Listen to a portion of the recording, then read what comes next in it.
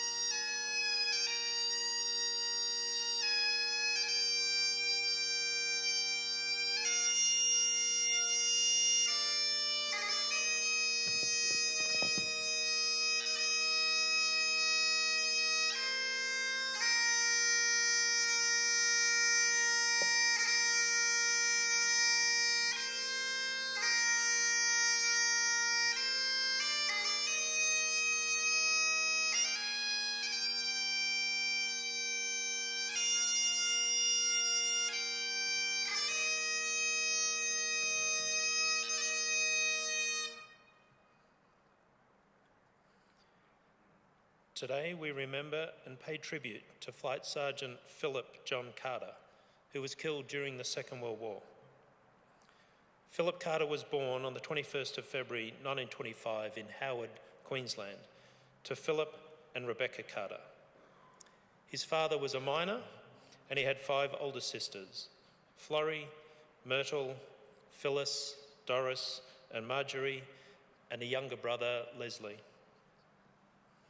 Phillip Carter attended 4 high schools in the region and passed his junior certificate with a first-class path in arithmetic. After leaving school, he began to study shorthand part-time at Brisbane Technical College.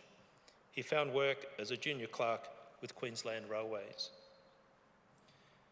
Having served in the Air Training Cadets for 6 months, Carter enlisted in the Royal Australian Air Force on the 22nd of April 1943, aged 18. He trained as an air gunner, and in January 1944, he was made sergeant, receiving his air gunner's badge. Carter embarked from Sydney for overseas service on the 27th of January 1944, arriving in the UK in March. As part of the Empire training scheme, he was one of almost 27,500 RAAF pilots, navigators, bomb aimers, wireless operators, air gunners and flight engineers who joined Australian and British squadrons in Britain throughout the course of the war. After more training, on the 6th of July 1944, Carter was promoted to Flight Sergeant and in October was posted to number 467 Squadron RAAF. As part of Bomber Command, the squadron flew the 4-engine Avro Lancaster heavy bomber.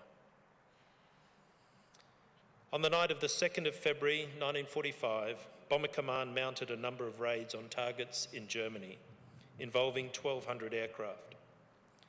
Some 250 were sent to bomb the town of Karusi in Germany. Number 467 Squadron committed 19 aircraft. Flight Sergeant Phillip Carter was an air gunner on Lancaster J for Juliet, which took off from the Royal Air Force Base at Waddington at 7:51 p.m. 2 of the squadron's Lancasters never returned. One of them was Carter's. It later emerged that the aircraft had been shot down near the village of Karlsdorf, 12 miles east of the target. Also on board were Australians, Flying Officer James Insker, Pilot Officer Alan Pearce, Warrant Officer Bertram Webber, with Flight Sergeants Frederick Bean and Frank Everett, along with British Airmen Flight Lieutenant Noel Colley and Sergeant Dennis Howdell. The bodies of the crew were recovered by the Germans and buried in a communal grave at the Karlsdorf Cemetery. After the war, the remains of Commonwealth servicemen buried in Europe were examined and identified where possible. The remains of Carter, Everett and Pearce could not be identified, so they were reinterred together some 270 kilometres away at the Dornbachs War Cemetery. Carter's headstone bears the inscription, "At rest, greater love have no man. He gave his life for his friends." He was just 19 years old. Carter was deeply and dearly missed by his family and friends, who placed in memoriam notices in the newspapers for years after his death. One, inserted by his sister Doris and family, read, "Resting where no shadows fall. In perfect peace, he awaits us all." Flight Sergeant Phillip Carter's name is listed on the Roll of Honour on my left, among almost 40,000 Australians who died while serving in the Second World War. A photograph of his headstone is displayed today beside the pool of reflection. This is but one of many stories of service and sacrifice told here at the Australian War Memorial. We now remember Flight Sergeant Phillip John Carter, who gave his life for us, for our freedoms, and in the hope of a better world.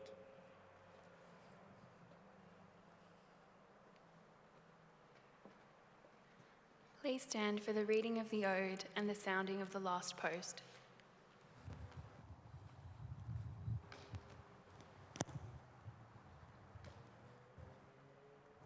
They shall grow not old, as we that are left grow old. Age shall not weary them, nor the years condemn. At the going down of the sun and in the morning, we will remember them.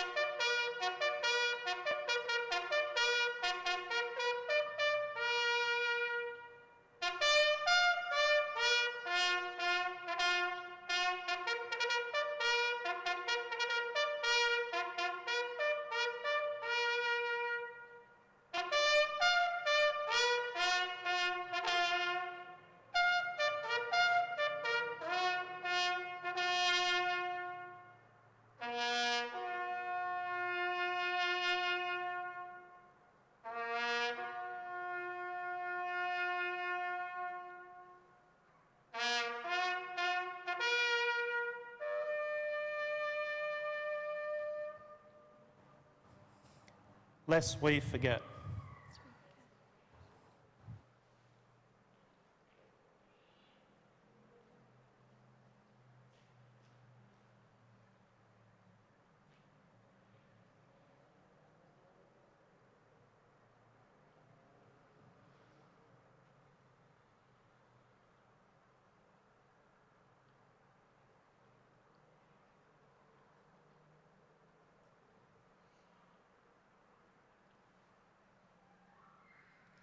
We leave you this evening with the words of the memorial's founder, Charles Bean. Many a man lying out there at Pozières, or in the low scrub at Gallipoli, with his poor tired senses barely working through the fever of his brain, has thought in his last moments, well, it's over. But in Australia, they will be proud of this. Ladies and gentlemen, girls and boys, that concludes the last post ceremony. On behalf of the director, staff and volunteers, thank you for visiting the Australian War Memorial today. We wish you all a very pleasant evening.